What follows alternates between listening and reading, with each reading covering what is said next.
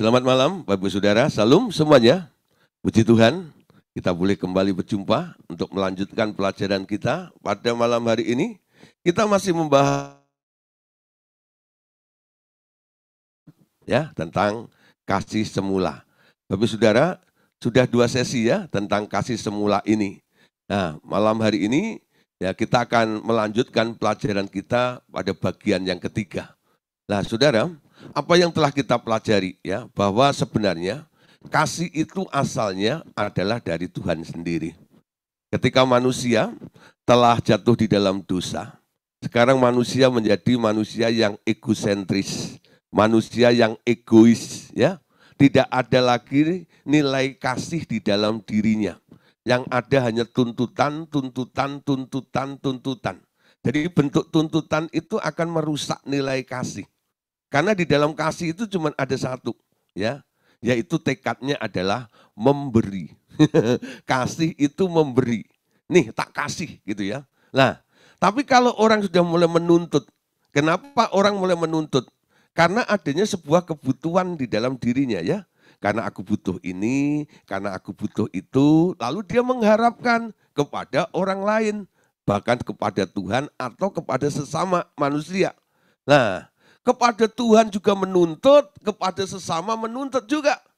Kalau toh kelihatannya ada kasih yang dia bangun, yang dari dirinya sendiri itu, tapi di balik kasih itu pasti ada motivasinya Di balik motivasinya seperti itu. Nah, Bapak Ibu Saudara, bagaimana kita boleh kembali kepada kasih itu? Nah, saya review sedikit supaya ingat apa yang kita pelajari Nah, di dalam kasih, sekarang kita lihat bahwa kasih yang sebenarnya ini adalah kasih yang diberi oleh Bapa. Kita tahu ayat yang terkenal karena begitu besar kasih Bapa akan dunia ini, sehingga ia mengaruniakan anaknya yang tunggal. Sehingga setiap orang yang percaya kepadanya menerima hidup yang kekal. Nah saudara, pemberian kasih dari Bapa ini mewujudkan bahwa di dalam Bapa ini walaupun keadaan manusia itu telah berubah, Bapa tidak melihat perubahan-perubahan yang terjadi di dalam diri manusia. Dia selalu mengasihi. Dia mengasihi bukan ketika Anda telah berubah, tapi justru ketika Anda masih ada di dalam masalah, di dalam lumpur dosa itu, Allah turun. Dia datang. Dia utus anaknya ke dunia ini untuk menjumpai manusia yang sedang bobrok-bobroknya itu loh. Nah, itulah kasih. Dia memberi. Nah, saudara, kasih yang diberi oleh Allah Bapa itu kualitasnya luar biasa. Dan itu yang harus menjadi standar di dalam kehidupan kita semuanya. Nah, kemarin sudah kita bahas kasih yang diberi oleh Bapa itu memiliki unsur, yaitu sebuah kejujuran. Kasih semula itu tulus. Kasih semula itu tulus. Seperti Bapa sendiri mengasihi manusia dengan hatinya yang tulus. Dia tanpa pamrih. Coba kalau saudara mulai berpikir kalau Bapa mengasihi manusia, mengasihi ciptaannya yang telah jatuh dan rusak itu, kalau Anda berpikir, untungnya Bapak itu apa sih sebenarnya? Untungnya apa? Enggak ada untungnya bukan? Rugi iya, betul enggak? Makan perasaan dia, tapi saudara, dia lakukan dengan sukacita. Inilah kasih. Kasihnya Bapak seperti itu. Dia tidak mencari untung ketika melakukannya itu.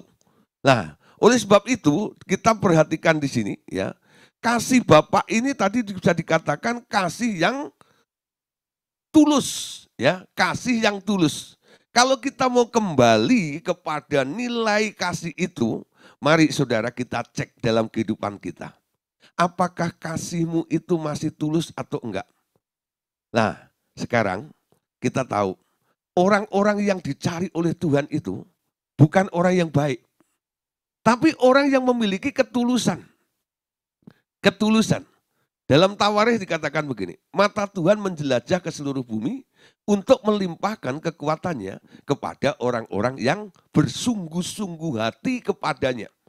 Dalam terjemahan yang lain dikatakan, Bahwa mata Tuhan itu menjelajah ke seluruh bumi untuk melimpahkan kepada orang yang hatinya sempurna, orang yang hatinya tulus. Ternyata kita pelajari di dalam Alkitab, orang-orang yang dilawat oleh Tuhan, ya, itu bukan karena dia itu hebat atau karena keadaannya, bukan.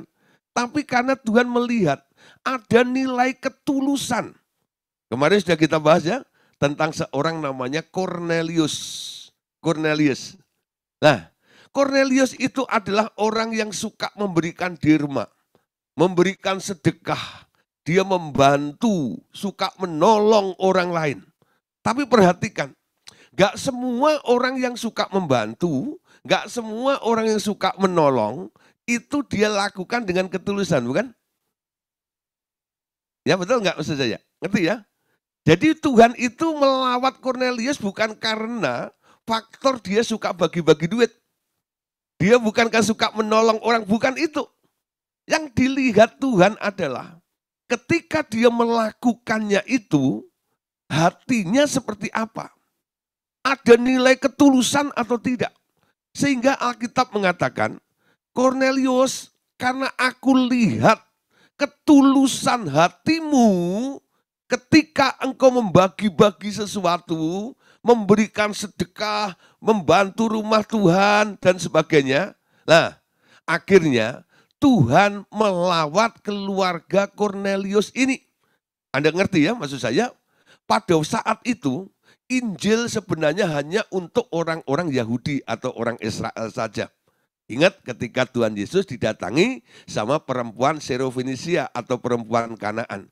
Tuhan Yesus sendiri yang mengatakan, tidak patut mengambil roti bagian anak-anak ini lalu melemparkannya kepada anjing. Ya, nah saudara, dia berbicara kepada siapa?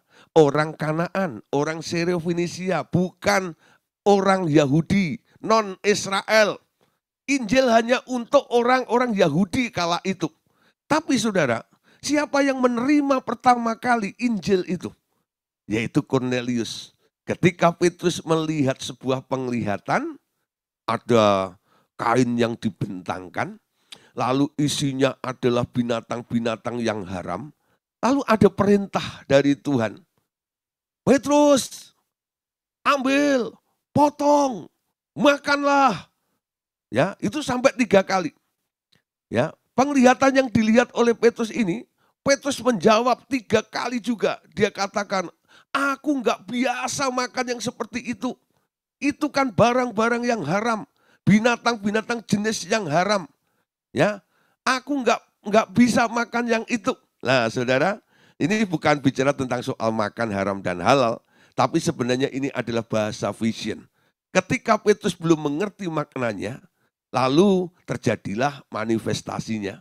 Ada suruhan yang datang ke sana, nah mengundang Petrus ini untuk khotbah kepada Cornelius ini. Nah, pada waktu ada tawaran seperti ini, dia baru mengerti arti daripada penglihatan itu. Jadi Tuhan itu kalau mau melakukan segala sesuatu, dia memberikan konfirmasi terlebih dahulu ya. Sehingga Petrus tidak ragu. Walaupun itu menentang arus. Enggak lazim, ya, enggak lazim.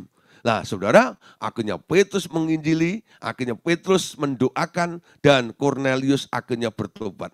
Akibatnya apa? Petrus disidang. Ketika dia sidang di Mahkamah Agama oleh para rasul-rasul itu, Petrus jawabannya cuma satu. Sebenarnya aku juga enggak pengen melakukan ini kepada keluarga Cornelius.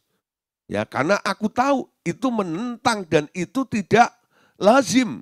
Karena Injil selama ini hanya untuk orang-orang Yahudi saja. Tapi sebelumnya Tuhan memberikan penglihatan kepadaku. Ada kain yang dibentangkan, ternyata isinya adalah binatang-binatang haram. Tuhan bilang, makanlah. Aku bilang, aku enggak biasa. Ternyata itu bahasa vision. Nah, apa yang enggak lazim, apa yang enggak biasa, kalau Tuhan perintahkan itu enggak dosa.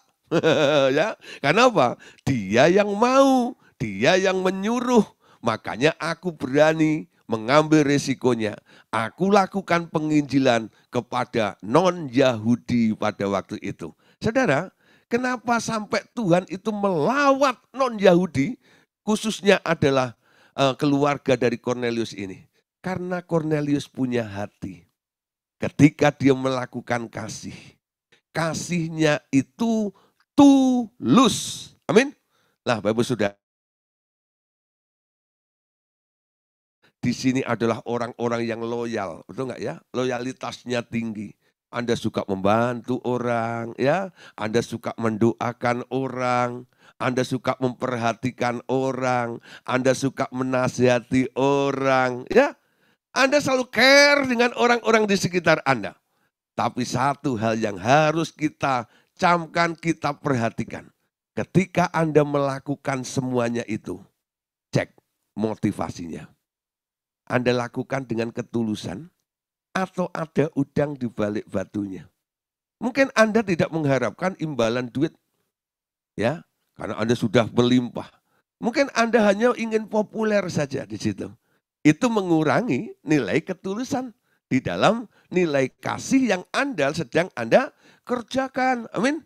Nah, saudara, hal seperti itu tidak mengena di hatinya Tuhan. Walaupun Anda berikan seluruh hartamu sekalipun, itu tidak ada nilainya di hadapan Allah. Amin. Yang dinilai adalah motivasinya. Ya, ketika Anda memberi, melakukan perbuatan kasih, ya, perhatikan. Lakukan kasihmu dengan ketulusan. Amin. Tulus, ya, tulus. Ketika Anda tulus, surga terbuka, saudara. Anda akan melihat, ya, ini orang yang tulus. Ini orang yang tulus. Kenapa Yusuf, kenapa Maria itu dipilih oleh Tuhan untuk melahirkan Tuhan Yesus? Bukan karena Maria itu cantik, ya, dia kaya, apalagi tidak. Tapi dua orang itu tulus, ya, tulus. Orang-orang yang tulus akan dipilih oleh Tuhan untuk melakukan sebuah terobosan, sebuah perbuatan yang besar nantinya. Amin. Nah, saudara, sekarang kita masuk bagian berikutnya, ya, untuk malam hari ini. Nah, kasih yang kedua, saudara. Kasih yang kedua yang diberikan oleh Allah itu punya unsur atau punya sifat, yaitu melindungi atau protection. Jadi di dalam kasih itu ada protection. Kasih itu seperti benteng, ya, yang melindungi Anda. Ketika Anda hidup di dalam kasih, saya percaya, ya, ada perlindungan yang luar biasa yang Tuhan akan lakukan di dalam kehidupan Anda ini. Karena apa? Di dalam kasih itu akan mendatangkan perlindungan. Apa yang dikatakan oleh Bapak? Mari kita perhatikan materi kita malam hari ini, ya. Bapak berkata begini, aku hendak menceritakan lebih banyak rahasia tentang kasih yang melindungi. Ya, ini jarang dibahas. Kok bisa korelasinya antara kasih dengan pelindungan itu bagaimana? Tapi malam hari ini kita akan melihat rahasia ini diungkap oleh Bapak, ya. Dikatakan begini, mereka yang dilahirkan di dunia tanpa perlindungan kasih dari orang tuanya akan bertumbuh menjadi seorang yang amat mendamba kasih sayang, namun tak pernah memperolehnya karena selalu diliputi oleh perasaan ketakutan akan ditolak orang, ya. Jadi Bapak mengatakan, ya, diberi contoh di sini, kalau Anda melihat ada orang-orang yang dilahirkan di dunia ini tanpa sebuah perlindungan kasih dari orang tuanya, nanti Anda perhatikan pertumbuhannya, ya. Orang-orang tersebut akan menjadi orang-orang yang pendamba kasih. Karena dia tak pernah menerima perlindungan, protection daripada kasih itu. Ya, keluarga-keluarga yang tidak ada unsur kasihnya. Ya, mereka punya anak cuma sekedar kewajiban kasih makan anaknya, sekolahkan anaknya. Tapi ya, tidak mengalirkan kasih itu. Nanti anak-anaknya akan bertumbuh sebagai anak-anak yang mendambakan kasih. Ya, mendambakan kasih. Dia mencari kasih. Ya, kemana aja. Kalau nggak dapat dari rumah, dia akan mencari lingkungan-lingkungan yang bisa mengasihi dia. Nah, saudara, kita tahu dunia kadang-kadang kelihatannya memberikan kasih ya, sehingga dia berlindung kepada kasih yang disediakan oleh lingkungan yang bersifat dunia ini. Tapi di balik itu kadang-kadang kan ada faktor-faktor rusak dengan segala sistemnya. Nah, saudara, orang-orang seperti ini yang mendamba-damba kasih ini, kalau dia tidak ada di tempat yang tepat, nanti dia akan bukan tambah menjadi baik, tapi akan menjadi rusak. Ya, Bapak melanjutkan lagi, ya, dikatakan ada semacam lingkaran setan yang menjebak orang itu hingga nantinya sukar untuk keluar, ya, sukar keluar. Nah, bagaimana way out-nya? Hanya satu cara keluar, yakni mempercayai kasihku dan mendekat kepadaku. Aku nanti akan membukakan jalan di dalam roh untuk membuat mereka melihat anugerahku yang besar. Ya, nah, tanpa mengenal anugerahku, tak seorang pun mampu memperoleh kemajuan dari situasinya itu. Bila mereka mendekat, aku akan pulihkan dari trauma dan sembuh dengan cepat. Kasihku akan merupakan semacam aura yang menyembuhkan memori mereka. Ya, nah saudara, jadi ada contoh-contoh ya seseorang yang kadang-kadang saya jumpai dalam konseling ya. Kenapa orang yang sudah kelihatannya mapan, dia punya gelar, punya jabatan, punya pekerjaan yang sudah baik. Ketika datang ya, saya tanya, saya interogasi gitu, saya tanya, ibu kerjanya apa? Oh saya dokter ya. Wah, terus ibu tinggalnya di mana? Wah Pak, saya tinggalnya di Pondok Indah. Udah di Pondok Indah kan berarti udah kelas elit ya. Nah, saudara, saya tanya suaminya, ya suaminya pejabat dan sebagainya. Kurang apa lagi ya? Ya, nah, setelah saya suruh mengungkapkan apa yang menjadi masalah di dalam kehidupannya. Ternyata, ya, di balik semua apa yang sudah dimiliki ini, ya, dia ada sesuatu yang kurang. Ya, saya pengen tahu, ya, terus lebih lagi. Kenapa orang yang sudah sekomplit seperti itu dengan fasilitas suami baik, mertua baik, gitu enggak. Nah, jabatan juga baik, keuangan baik, tapi kok mengalami kekosongan, ada yang kurang dalam dirinya, itu apa ya penyebabnya? Lalu mulai saya korek sampai masa lalunya ya. Bu, bagaimana dengan masa remaja ibu ya, masa kanak-kanak ibu, bagaimana orang tua ibu, karena dia nggak ceritakan tentang orang tuanya, dia ceritakan mertuanya yang baik itu. Lalu dia bilang ini, ya bapak saya itu ya sebenarnya dia ya tidak kasar sih dengan saya, tidak ya. Dia cukupi semuanya sampai sekolahkan saya seperti ini, di sekolah yang terbaik dan semuanya, ya.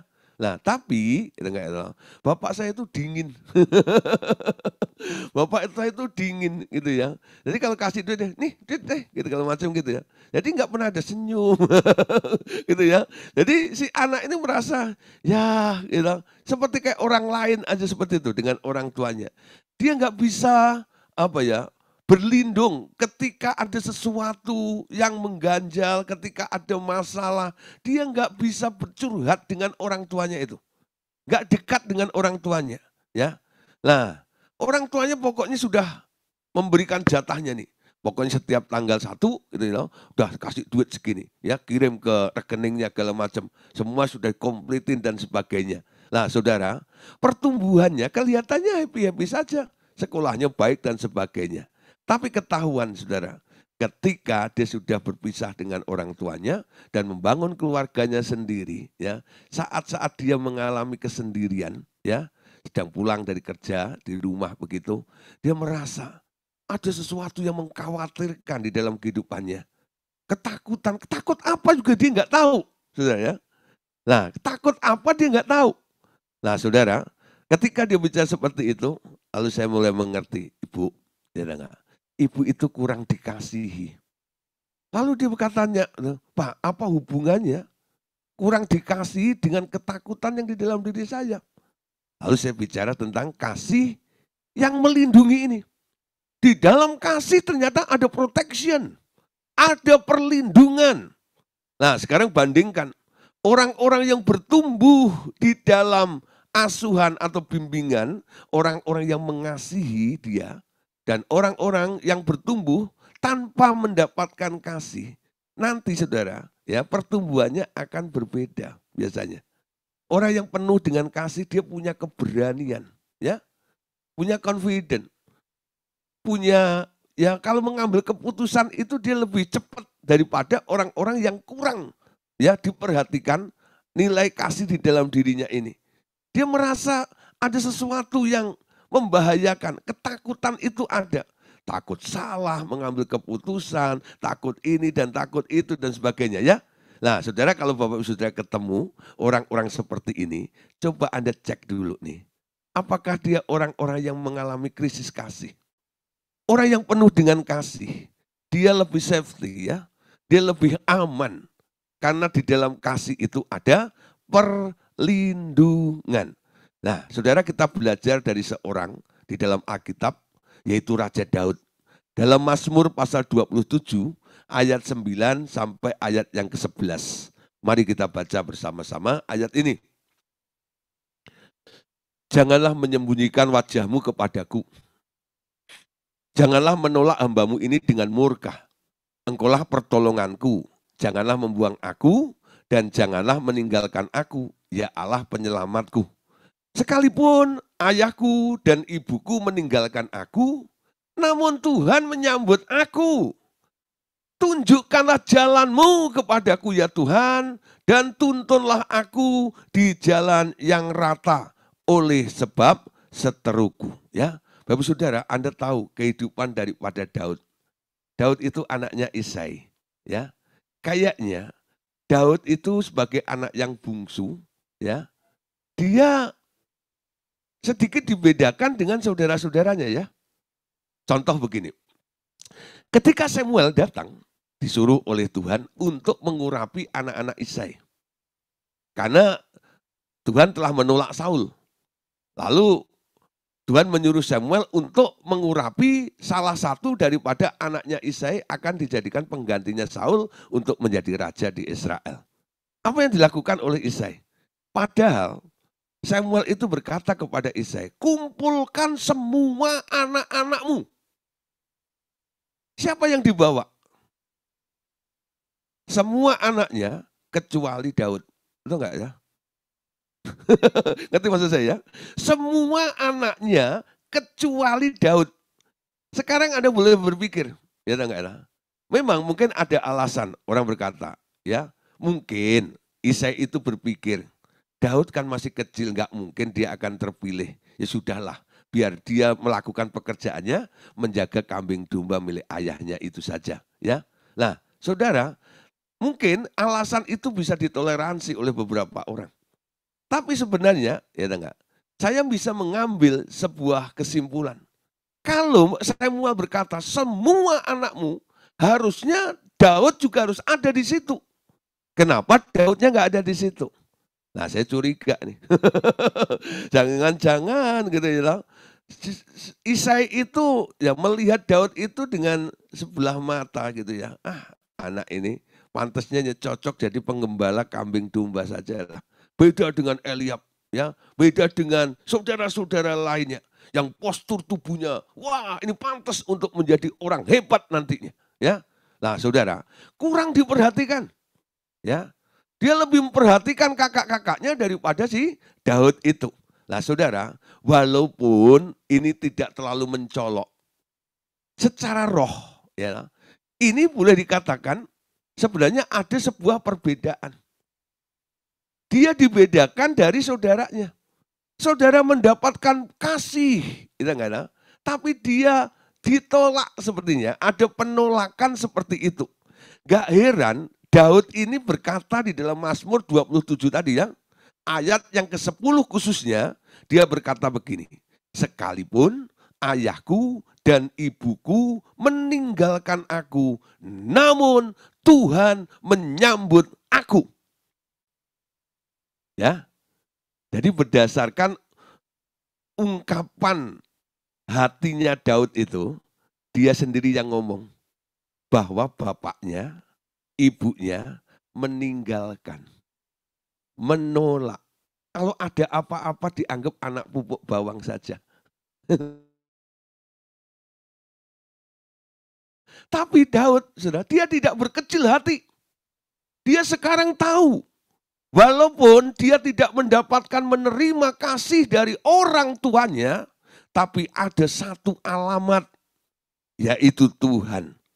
Tuhan menyambut aku. Dan itu terbukti ya. Ketika dia tidak dipromosikan oleh bapaknya, Tuhan yang mempromosikan dia. Sampai Samuel akhirnya berkata, ya, emang anakmu cuma ini saja? Akhirnya Isai tepuk jidat. Oh iya, masih ada satu. Dia masih kecil, ya. Nah, panggil dia. Kita tidak akan makan sebelum dia datang ke tempat ini. Nah, saudara, ketika Daud datang, lalu roh Tuhan mulai berbicara kepada Samuel. Urapi dia. Itulah orangnya. Ya, Tuhan menyambut Daud yang ditolak oleh itu. Nah, Bapak Saudara, kalau Daud bisa bertumbuh ya dalam kerohaniannya, dia menjadi dewasa, dia menjadi orang yang sangat dikasihi oleh Tuhan, ya. Walaupun ada kekurangan-kekurangan di dalam dirinya, tapi kita perhatikan hasil dampak daripada penerimaan Tuhan ini, Daud akhirnya menjadi orang yang solid, ya, menjadi orang yang kuat sekali. Dia katakan, Tuhanlah gunung batuku, dialah benteng hidupku, dialah keselamatanku. Nah, kasih yang dari Tuhan itu membuat Daud bisa mengakui ada benteng, ada perlindungan, ada protection di dalam dirinya ini. Ketika dia menjadi raja, lalu dikejar-kejar oleh anaknya, oleh musuh dan sebagainya. Alamat daripada dia minta pertolongan kepada siapa? Dia katakan, tunjukkanlah jalanmu kepadaku ya Tuhan, dan tuntunlah aku di jalan yang rata oleh sebab seteruku itu. Dia curcolnya kepada Tuhan. Ya, dia tahu kasih yang daripada Tuhan. Ketika dia merasakan Tuhan mengasihi dia, ancaman di sekitar dia apapun juga membuat dia tidak gentar. Selama ada Tuhan yang mengasihi aku aman. Ya, sehingga dia bikin satu mazmur, aman dalam perlindungan Tuhan. Mazmur 91. Dan itu dicomot oleh orang-orang semua hari ini ya. Kalau ada kerusuhan, ada ini dan itu, nanti Anda dapat WhatsApp ya dari gembala Anda. Mari saudara, kita buka, kita baca Mazmur 91. Tapi Anda nggak ngerti maksudnya Mazmur 91 ya. Anda hanya tahunya, woi, ya toh, aman dalam perlindungan Tuhan, ya.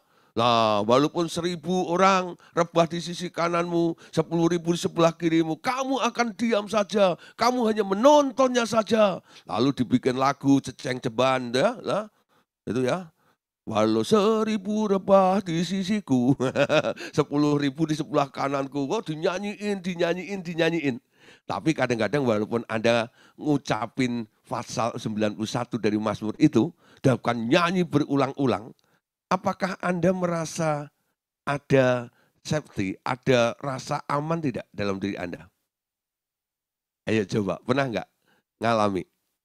Ketika Anda disuruh membaca ayat itu, berdampak nggak dalam hidup Anda? Jujur, ya. Ketika terjadi pandemi, ketika terjadi kerusuhan, beberapa gereja yang mengundang saya, dia pesan, Pak, kalau boleh Pak, khusus untuk minggu ini, Bapak jangan pengajaran. Khusus Bapak bahas tentang Mazmur 91. Karena ini sangat diperlukan oleh jemaat kami. Saya khotbahin saudara, tentang Mazmur 91. Tentang aman dalam perlindungan Tuhan. Ya, ketika habis khotbah, itu dan sebagainya itu ya. Nah, sebulan lagi ketemu lagi di tempat itu. Saya perhatiin, itu jemaat nggak aman juga. masih bingung ini, masih gitu. Kenapa ya? Padahal sudah disuruh baca, dijelasin tentang ayat itu. Nah, saudara, nggak tahu kuncinya. Daud menulis ini punya pengalaman. Betul nggak? Hasil dari sebuah pengalaman. Kenapa dia bisa berkata aman di dalam perlindungan Tuhan itu? Nah, kembali kepada ayat tadi. Karena ayat 10 tadi itu loh. Sekalipun ayahku dan ibuku meninggalkan aku, namun Tuhan menyambut aku. Itu pengalaman pribadi dia. Ketika orang tuanya tidak mengasihi, tapi Tuhan memilih dia. Sangat mengasihi dia. Dia tahu, ya, hanya ku bisa lari kepada Yesus. Hanya ku bisa lari kepadanya. Nah, orang-orang yang bisa menyanyi lagu itu, karena dia mengalami kasih yang daripada Tuhan, saya percaya lagu yang Anda ucapkan itu akan mengubah keadaanmu. Walaupun sekitar Anda penuh dengan ancaman, dengan masalah apapun juga, Anda akan safety, Anda akan merasa aman ada di situ. Ya, benar-benar aman di dalam perlindungan Tuhan. Amin. Ayo saudara, malam hari ini kita mulai belajar ya. Kalau Anda orangnya, mungkin Anda adalah orang yang krisis kasih. Dan ciri-cirinya salah satunya sulit untuk mengambil keputusan. Suka ragu, suka bimbang, ya, sering mengalami ketakutan dan sebagainya, kecemasan dan sebagainya. Ya, kenapa? Mungkin kasihnya kurang. Orang yang menerima kasih, di dalam kasih itu ada protection. Di dalam kasih Anda merasa aman, di dalam kasih Anda akan menjadi kuat. Amin. Ya. Nah, kasih Tuhan itu harus melimpah di dalam kehidupan Anda. Mendekat kepada Tuhan. Sampai Anda mengalami kasih Tuhan di dalam hidup Anda. Nanti Anda melihat ada sebuah kepuasan tersendiri. Ketika kasih Tuhan itu mengalir di dalam hidup Anda. Anda cuma berkata, isilah Tuhan, bejana hidupku. Diisi dengan apa? Tuhan, biarkan kasih-Mu semakin melimpah di dalam diriku. Banyak orang kadang-kadang itu rakus ya. Kalau datang kepada Tuhan cuma bunyi, Tuhan penuhi dompetku dengan duit yang banyak. Saya nggak mau rupiah, euro, dolar. Nah, saudara, pound sterling, ya, lah, yang khususnya tinggi-tinggi seperti itu. Tapi kadang-kadang Anda jarang pernah berkata atau minta kepada Tuhan, Tuhan, penuhi aku dengan kasih-Mu. Aku butuh kasih-Mu. Tuhan, limpahkan kasih-Mu itu dalam kehidupanku. Sampai meluber, sampai melimpah ruah di dalam diriku ini. Lalu Anda mulai tenggelam di dalam gelombang aliran kasihnya Allah itu. Ya, nah disitulah nanti Anda melihat saudara. Anda bisa tes ketika pencobaan masalah itu datang. Kekhawatiran itu enggak ada di dalam diri Anda. Kenapa? Anda ada di satu kondisi. Di dalam balutan kasih yang besar itu, ternyata ada protection. Ada sebuah perlindungan. Amin. Nah saudara, mari kita lihat kembali ya. Apa yang dikatakan oleh Allah Bapa tentang kasih yang melindungi ini. Bila seseorang jatuh cinta dengan orang lain, cinta itu tumbuh mula-mula karena kebutuhan akan pemenuhan keinginan-keinginan kedua pihak. Ada motivasi di balik cinta, itu yakni memuaskan kebutuhan mereka.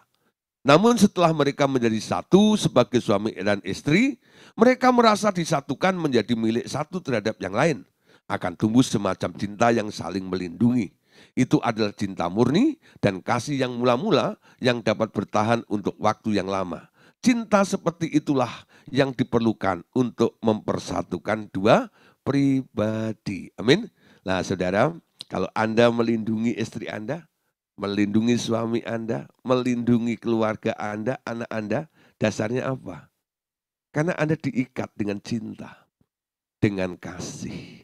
Padahal Anda dulu orang lain ya. Ya, yang satu dari Lampung, yang satu dari Bandung, ketemunya di Merak. Ketemunya di Merak. Ketemunya di perjalanan nyebrang waktu itu. Nah, ya lah. Nah, saudara, dulu siapa kan nggak tahu, betul nggak itu? Nah, tapi karena sudah diikat, karena cinta, karena mengasihi, lalu terjadi satu sama lain saling melindungi. Kalau ditanya, kenapa kau melindungi istrimu? Kenapa kau melindungi perempuan itu? Dia istriku, ya lah. Nah, kami telah diikat karena cinta, cinta melindungi, ya, mengayomi satu dengan yang lain. Begitu juga cintanya Tuhan kepada kita. Amin. Kalau Anda mendekat pada Tuhan, Anda mengasihi Tuhan, Tuhan mengasihi Anda, seperti hanya suami istri yang disatukan dan saling melindungi satu dengan yang lainnya. Amin.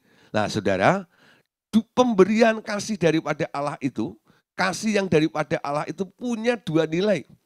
Yaitu kasihnya yang pertama tulus dan yang kedua kasihnya punya potensi atau sifat melindungi kita. Nah Bapak Saudara, malam hari ini kita akan melihat bagaimana Tuhan akan mengubah proses nilai kasih itu di dalam diri kita. Kapan Anda harus berubah? Kasihmu menjadi lebih baik, kasihmu lebih sempurna kembali, dan menjadi kasih seperti semula ketika Allah menaruh kasih di dalam diri semua makhluk itu.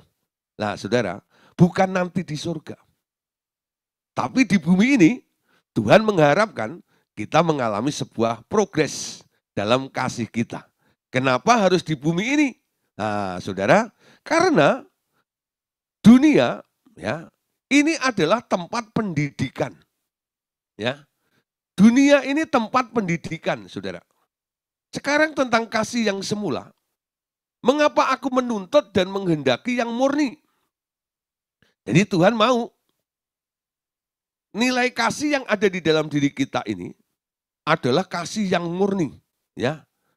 Kenapa Tuhan mau? Ya, Dia ingin semua yang ada pada kita ini harus murni. Alasannya adalah karena hanya satu jenis motivasi kasih saja yang nantinya boleh bertumbuh di surga. Yakni kasih karena engkau adalah anakku. Ya, perhatikan saudara ya, ini prinsip dasarnya. Kenapa Bapak mengasihi manusia? Ya, karena Bapak itu berkata, kamu adalah anakku. Makanya aku mengasihimu. Ya. Jadi ini kasih yang murni seperti itu. Dia melakukannya karena engkau bagian dari diriku. Ya. Nah, bagian dari diriku. Tuhan mau kita bertumbuh di dalam kasih kita ini. Ketika Anda boleh melihat orang lain, Anda memberi ya sumbangan kepada orang lain atau membantu orang yang sedang kekurangan, ya, menolong orang yang sedang mengalami masalah, ya. Lalu Anda ditanya, kenapa engkau membantu dia? Ya, secara umum pasti orang menjawab ini, ya kasihan, ya, dia nggak bisa makan, kasihan, enggak ya? Nah, ya karena saya punya ya bagi-bagi, gitu. Nah, jarang sekali orang menjawab seperti apa yang diinginkan oleh Tuhan. Ya, kenapa engkau membantu? Kenapa engkau menolong orang itu? Tuhan bilang apa? Aku mengasihi karena dia anakku. Aku mengasihi karena dia bagian dari diriku. Cara memandang orang yang Anda tolong, dia bukan orang lain.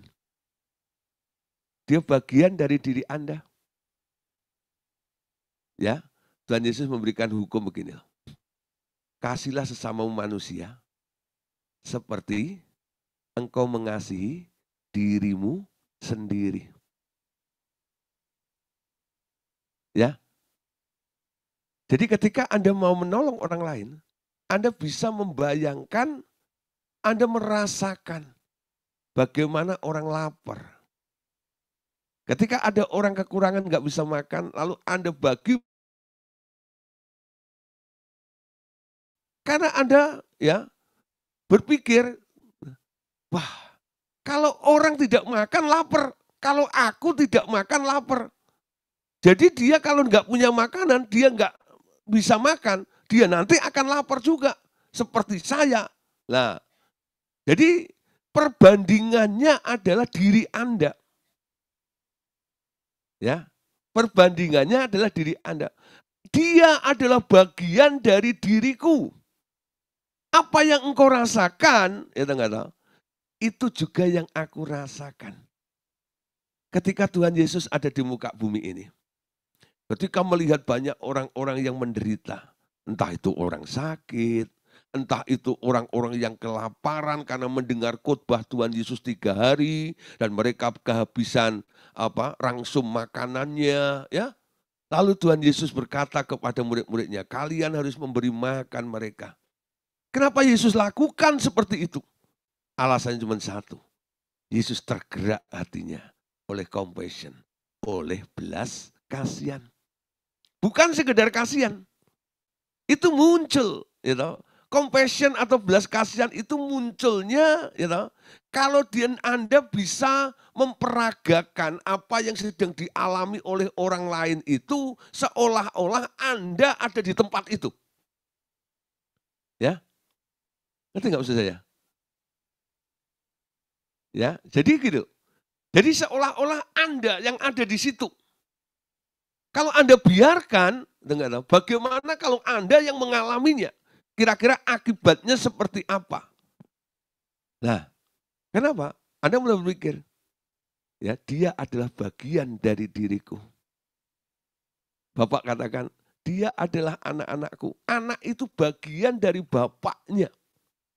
Coba saudara ya, kalau ada anak ya, seseorang anak gitu disakitin atau di ini, bapaknya sakit. Gitu. Padahal yang dijita anaknya saudara gitu. Bapaknya merasa gitu. Kenapa? Gitu ya. Ya, dia belain, dia mati-matian belain ya. Lah, si anaknya itu. Padahal yang dikerjain bukan bapaknya, si anaknya ini. Kenapa bapaknya bisa lakukan seperti itu? Karena dia merasa ini bagian dari diriku. Ya, engkau melukai anakku, engkau melukai aku juga. Ya? Lah, seperti itu saudara.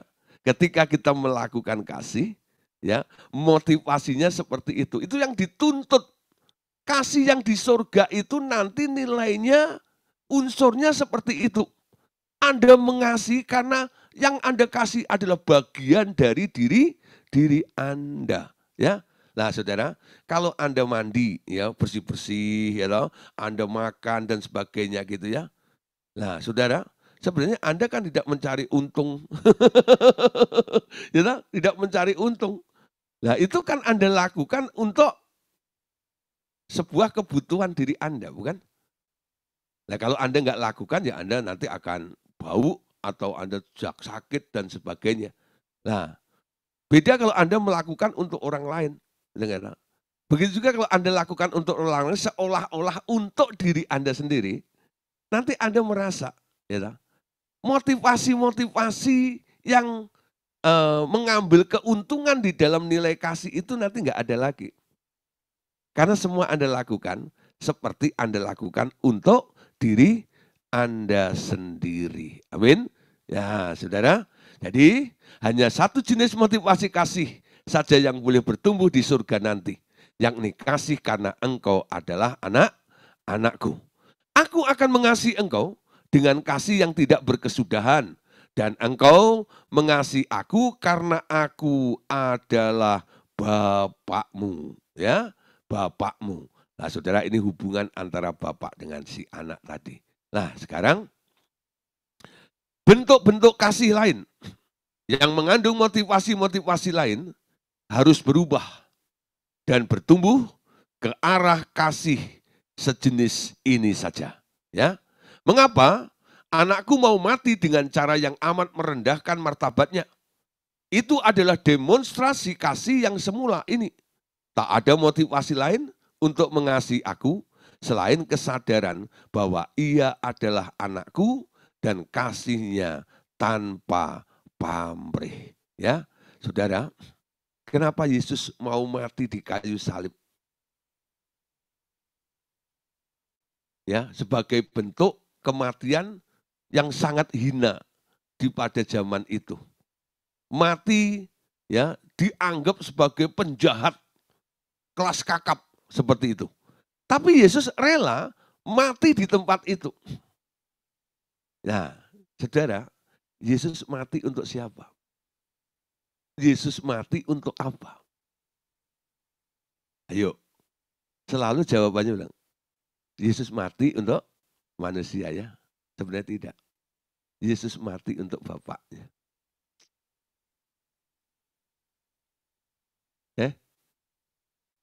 Bingung. Pak, nggak salah tuh. Yesus rela mati, ya, dia lakukan untuk apa? Untuk siapa? Untuk Bapaknya.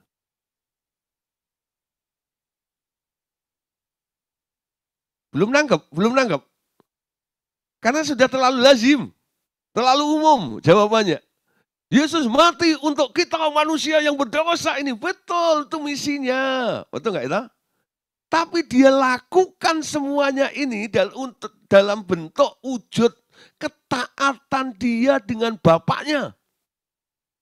Semua yang diperintahkan oleh Bapaknya, dia kerjakan. Dengan apa? Dengan kasih. Amin. Ketika dia menyembuhkan orang sakit, dia melihat Bapaknya melakukannya. Dia lakukan sesuai dengan instruksi Bapaknya. Sebenarnya yang menyembuhkan sakit siapa? Bukan Yesus. Yang menyembuhkan Bapak. Ya. Karena Bapak menyembuhkan yang sakit, maka aku menyembuhkan juga. Seperti Bapak membangkitkan orang mati, aku pun membangkitkan orang mati juga. Betul? Ayo. Yesus melakukan, karena orang kadang-kadang terobsesi dengan mujizat yang dilakukan oleh Yesus. Itu cuma bentuk demonstrasinya saja. Demonstrasi apa? Wujud. Nih loh, teladani aku. Semua yang aku lakukan ini walaupun spektakuler, ini semua aku lakukan bukan supaya saya terkenal hebat, bukan. Ini aku lakukan sebagai bentuk ketaatanku kepada Bapa. Karena aku sangat mengasihi Bapakku.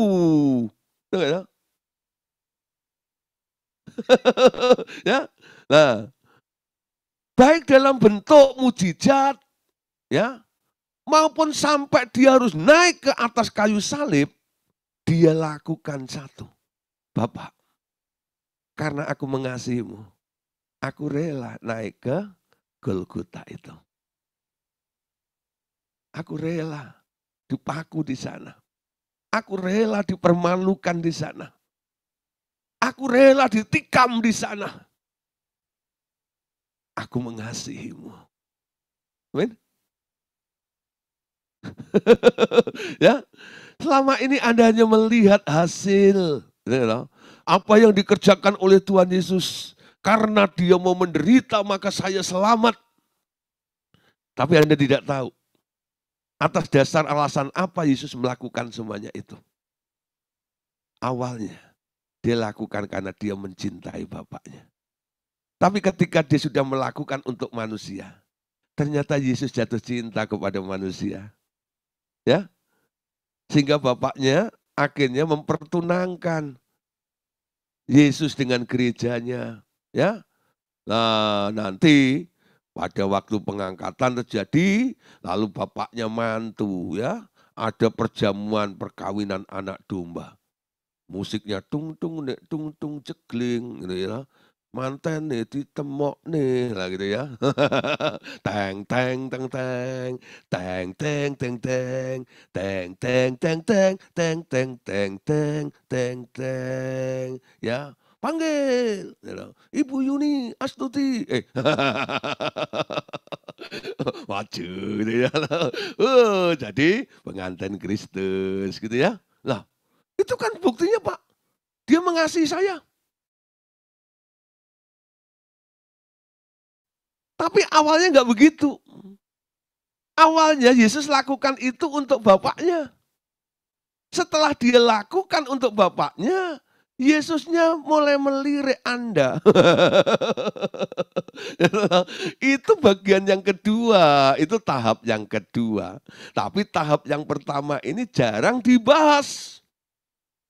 Ya, padahal kalau kita mau melihat, mengerti tentang nilai kasih yang ada di dalam Yesus, dia lakukan semuanya karena dia mengasihi Bapaknya. Amin. Bapaknya mengasihi Yesus enggak? Sangat mengasihi anaknya. Kenapa Yesus bisa bertumbuh menjadi orang, ya, menjadi sebuah pribadi yang bisa mengekspresikan kasih seperti itu? Karena dia lahir dari seorang bapak yang penuh dengan kasih. Amin. Dia punya modal. Bapaknya telah mengalirkan kasih yang begitu besar kepada dia. Anda lihat ya julukan Yesus, anak tunggal Bapa penuh dengan kasih karunia. Ya, jadi selama dia di alam roh dulu, Bapaknya itu memperlakukan Yesus sebagai anak itu penuh dengan kasih, betul? Ketika dia harus dilepas dari Bapaknya, dia harus ada di alam materi, di bumi ini, dia menjadi orang yang bisa mengekspresikan kasih itu. Karena terlahir dari keluarga yang penuh dengan kasih. Ya. Jadi hebatnya Yesus itu begitu. Karena dia lahir dari Bapak yang penuh dengan kasih. Sehingga dia bisa mengasihi Bapaknya seperti itu. Nah, saudara, ini menjadi contoh teladan bagi kita semuanya. Kalau Anda tidak terlahir dari keluarga yang seperti Allah Bapa, sekarang Anda boleh datang kepada Bapaknya Yesus juga. Supaya Anda menjadi seperti Yesus. Amin. Penuh dengan kasih. Bisa mengekspresikan nilai kasih seperti itu. Kasihmu bisa berubah. Ya, Anda melakukan segala sesuatu. Tujuannya cuma satu. Ini semua aku lakukan. Karena aku mengasihi Tuhan. Amin.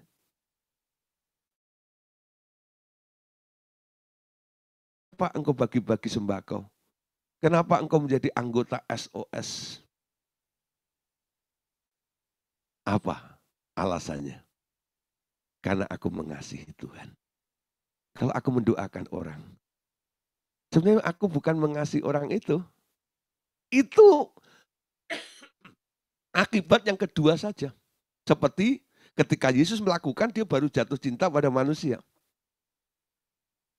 Unsur utamanya adalah Anda melakukannya karena Anda mengasihi Tuhan lebih dulu. Amin. Baru Anda lakukan untuk orang lain. Muncul nilai kasih kepada orang itu. Ada orang yang mengasihi orang lain, tapi dia nggak mengasihi Tuhan.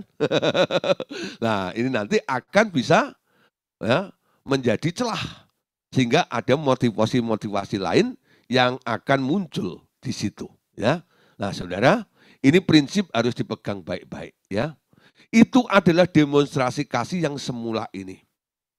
Tak ada motivasi lain untuk mengasihi aku selain kesadarannya bahwa ia adalah anakku dan kasihnya tanpa pamrih. Ya, nah mereka yang mengasihi aku karena kebaikanku atau karena berkat-berkatku atau karena pertolonganku satu hari kelak akan mengalami tes.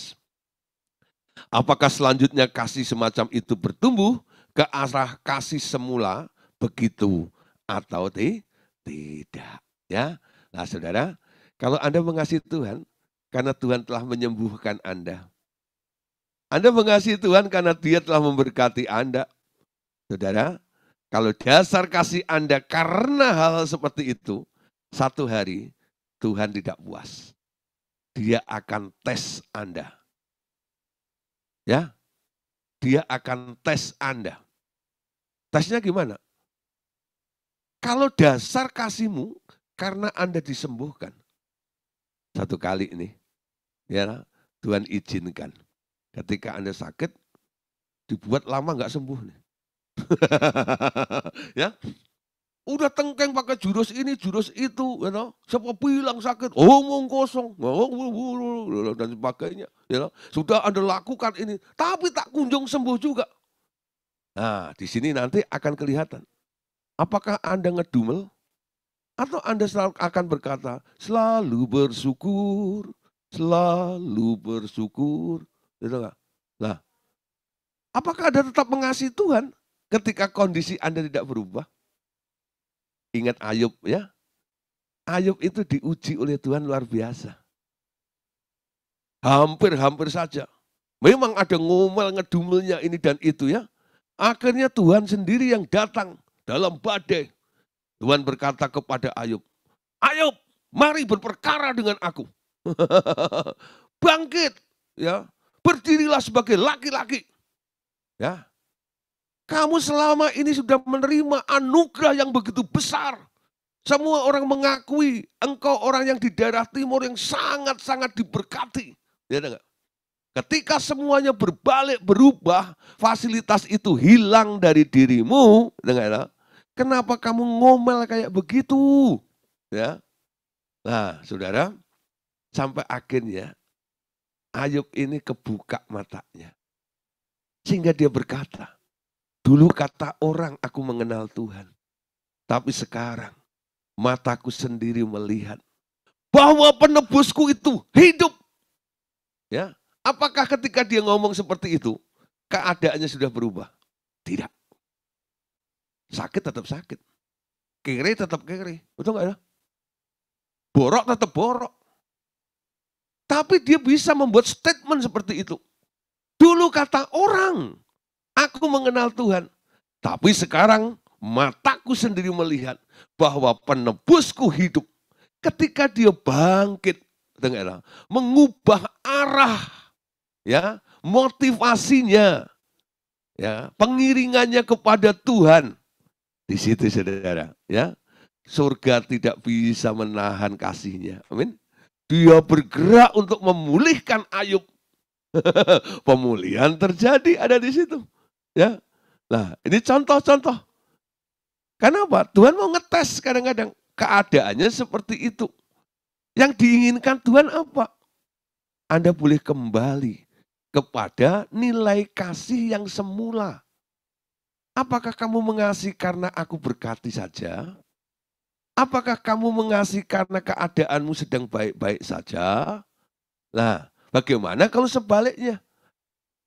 Kalau aku suruh kamu seperti anakku, saya suruh naik ke atas salib itu, apakah engkau mau atau tidak?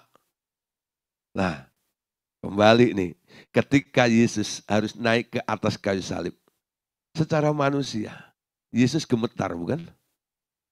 Di Getsemani itu, ketakutannya luar biasa.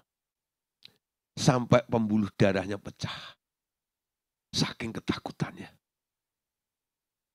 Dia tawar sama bapaknya, Bapak, kalau boleh, lalukan cawan ini daripadaku. Tapi bukan kehendakku, biarlah kehendakmu.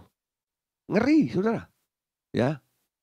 Tapi ketika dia lihat jawaban dari bapaknya, dia kirim malaikat untuk menguatkan dia. Dia tahu, dia harus naik ke sana. Dia lakukan. Tetap satu. Ini bukti, aku mengasihimu. Ketika engkau suruh aku membuat mujizat, orang buta melihat, orang lumpuh berjalan, dua ekor ikan, 5 ketul roti, dimakan 5.000 orang. Ya, wow, keren. Aku mengasihimu Bapak. Aku melakukannya karena aku mengasihimu. Tapi ketika disuruh ke atas kayu salib itu ya, dengan gemetar, ya, dengan rasa takut seperti itu. Tapi Yesus tetap naik ke sana. Secara fisik nggak kuat. Berapa kali Yesus jatuh? Ya, sampai akhirnya ditolong. Yusuf dari Arimatea itu ya, ditolong untuk bawain salibnya ke sana. Dia nggak tahan. Berapa jam disiksa ada di situ itu. Tapi dia tetap mengasihi bapaknya. Dan di atas kayu salib itu dia nggak luka batin. Dia nggak berteriak. Bapak, engkau kejam. Enggak sekali gitu ya. Dia nggak ngomong begitu. Tapi dia tetap bisa mengekspresikan kasih itu kepada orang-orang yang menganiaya tadi. Bapak, ampunilah mereka. Karena mereka tidak tahu apa yang mereka perbuat. Kasihnya tetap mengalir. Walaupun ada di atas kayu salib. Luar biasa ya. Jadi nanti kalau sampai ada tes kasih di dalam hidup Anda, jangan kaget. Sekarang saya sudah kasih tahu. Tujuannya cuma satu. Dia mau melihat motivasinya. Kasihmu itu masih murni seperti kasih semula atau tidak. Semakin banyak persyaratan-persyaratan, tuntutan-tuntutan di dalam hidup Anda, ketika Anda melakukan kasih tadi itu, nah nanti semakin banyak tesnya yang akan terjadi di dalam kehidupan kita ini. Nah, itu dilakukan oleh Allah bukan nanti di surga, tapi selama di bumi ini. Nah, kenapa harus di dunia atau di bumi ini? Nah, saudara, kita lihat. Itu sebabnya di dalam rumah tanggaku, semua orang harus mengenal aku. Ya. Semakin, dalam dengan pertolongan Roh Kudusku, aku ingin dikenal. Dan aku ingin mengenal semua akan anakku melalui berjalan bersama aku setiap hari. Ya. Aku akan memberikan waktu untuk mereka lebih lama di bumi agar bisa berjalan setiap hari denganku. Karena bumi ini adalah tempat yang paling tepat untuk mengenal aku. Ya. Nah, pertanyaannya, mengapa tak di surga? Untuk bisa mengenal dia kan lebih dekat sama dia ya. Kenapa harus di bumi? Ternyata di surga itu tak ada masalah-masalah seperti yang ada di bumi ini. Nah saudara, jadi persoalan masalah yang ada di bumi ini menunjukkan saudara, disinilah banyak materi-materi yang akan dipakai oleh Allah untuk apa? Materi testing di dalam kehidupan kita. Tujuannya untuk supaya kita boleh mengenal kembali akan Allah di dalam kehidupan kita. Ya, nah, engkau akan mengenal aku daripada dengan keadaan keberkatan nantinya di surga. Aku ya akan memanfaatkan keberadaan, menghargai anugerahku lebih baik. Dunia ini dengan segala ya situasinya, di atasnya adalah tempat paling sempurna untuk mengajar setiap orang tentang anugerahku yang berlimpah dan mengenal kasihku. Ya, Ibrani pasal 5 ayat 8 sampai ayat yang ke-10. Sekalipun ia adalah anak, ia telah belajar taat dari apa yang telah dideritanya. Dan sudah ia disempurnakan, ia menjadi sumber keselamatan yang abadi bagi semua orang yang taat kepadanya. Ya. Dan ia dipanggil menjadi imam besar oleh Allah menurut aturan Melkisedek. Tadi ini ayat yang menjelaskan bahwa Yesus itu dia belajar taat. Ya. Ada nilai kasih diderita untuk sebuah kesempurnaan itu. 1 Korintus 11 ayat 32. Tetapi kalau kita menerima hukuman dari Tuhan, kita dididik supaya kita tidak akan dihukum bersama-sama dunia ini. Jadi Tuhan memakai ya situasi di dunia ini untuk mendidik kita, mengarahkan, mengubah ya hidup kita. Sekarang aku menuntut kasih yang dimurnikan ini sebagai standar dari kasih agar dapat mempersatukan mereka semua di dalam aku, agar kasihku yang sempurna bertumbuh juga di dalam mereka. Mengapa? Ya, karena aku akan mengutus mereka untuk menjadi wakil-wakilku kepada semua makhluk lain di dalam kerajaanku. Selalu ingat arah seperti ini anakku, karena dunia ini memang dimaksudkan menjadi tempat pendidikan bagi hamba-hambaku, supaya mereka diperlengkapi dengan segala hal yang berguna, agar layak menjadi juru bicaraku untuk mengajar makhluk-makhluk lain pada masa yang akan datang. Ya, nah, orang yang memiliki kasih yang bermotivasi macam-macam akan selalu menuntut lebih banyak dan lebih banyak kepadaku. Tetapi kasih yang semula akan selalu rela memenuhi perintah-perintahku. Ya, nah terus kasih yang ada di dalam dirimu juga sedang dimurnikan setiap saat oleh Rohku. Engkau dapat mencek apakah itu sudah murni atau belum, sampai engkau mengasihi aku tanpa cadangan atau tetap menuntut sesuatu sebelum engkau dapat bergerak melakukan tugasmu. Ya, umumnya semua manusia menuntut agar kebutuhan dagingnya dipenuhi dahulu, tetapi manusia rohani seringkali juga mempunyai tuntutan-tuntutan yang bersifat rohani juga. Namun orang-orang yang mengenal aku dengan sungguh-sungguh akan berhenti menuntut apapun dan mengasihi aku begitu saja, mau melakukan apa saja dengan taat yang kusuruh dia lakukan. Ya, jadi Tuhan mau pertumbuhan kita terus sampai mengenal Dia, dituntun ya dalam kehidupan kita ini sampai melakukan dengan kasih apa yang diperintahkan oleh Dia. Nah, kuncinya apa?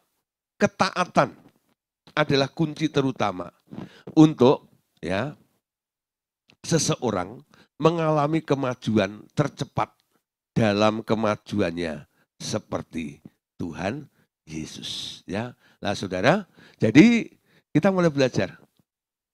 Belajar apa? Belajar taat ternyata. Membangun nilai kasih itu harus disertai sebuah ketaatan. Nah, taat itu terbukti ketika hal-hal yang tidak enak ya, yang diperintahkan oleh Allah terjadi dalam kehidupan Anda dan Anda tetap melakukannya dengan senang hati. Nah, waktu Anda melakukannya itu, nah disitulah mulai terjadi ujian-ujian dan Tuhan melihat nanti ya bahwa ada sesuatu yang bergerak yang mulai Tuhan rubah di dalam kehidupan kita ini. Biarkan saudara ya, jangan kalau ada penderitaan datang dalam hidup Anda, lalu Anda terus mulai bilang, Tuhan, cepat Tuhan panggil saya, pengen pulang cepat gitu ya. Jangan saudara, ya, justru Anda mulai manfaatkan, terima kasih Tuhan. Dalam keadaan seperti ini, aku mau buktikan, aku mau lebih taat supaya kasihku menjadi lebih sempurna. Amin. Oke, Bapak Saudara, malam hari ini ya kita sampai di sini dulu. Ya, besok kita akan lanjutkan kelanjutannya. Ya, bagian keempat tentang kasih yang semula. Terima kasih untuk kesempatan malam hari ini. Tuhan Yesus memberkati kita semuanya. Amin.